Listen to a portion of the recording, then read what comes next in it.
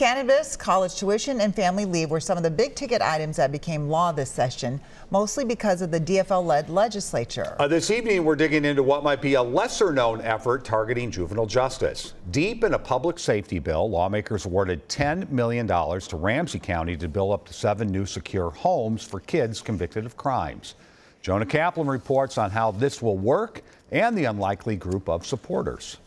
It was just a few days after Christmas in 2021 when Patrick Connolly experienced what he called the worst thing he's ever seen or heard. I could just hear her screaming, "Patrick, they've got guns.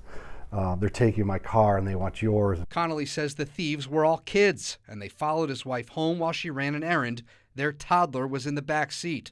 Thankfully, no one was hurt. Police were also able to track down the kids and recover the car. Their records were pretty lengthy, and so our belief is that they should have been in a secured facility of some sort, and or the programming that they've already gone through should have had more of an impact on their lives. Mutual friends and contacts would then connect the Connollys with the Ramsey County attorney. Their neighbor also happened to be a leader in the state Senate.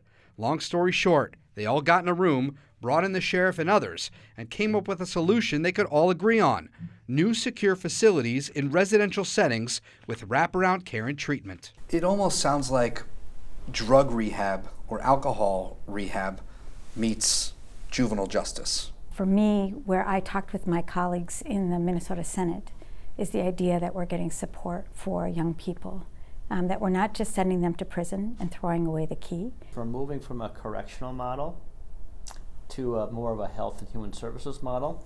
The motion prevails. The legislature awarded $10 million to Ramsey County, half for buying and modifying properties, the other half to hire and expand staff in those support services. The county will oversee the process, including identifying those properties, which leaders want to keep close by. When kids re-enter the community, that they will have those support services there. They will have those mentors there.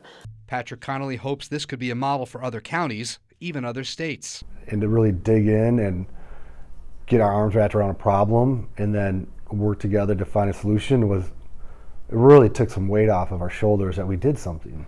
In St. Paul, Jonah Kaplan, WCCO News. The funding for the secure homes and treatment resources is good for 4 years, although lawmakers could vote to expand funding in the next budget cycle in 2025.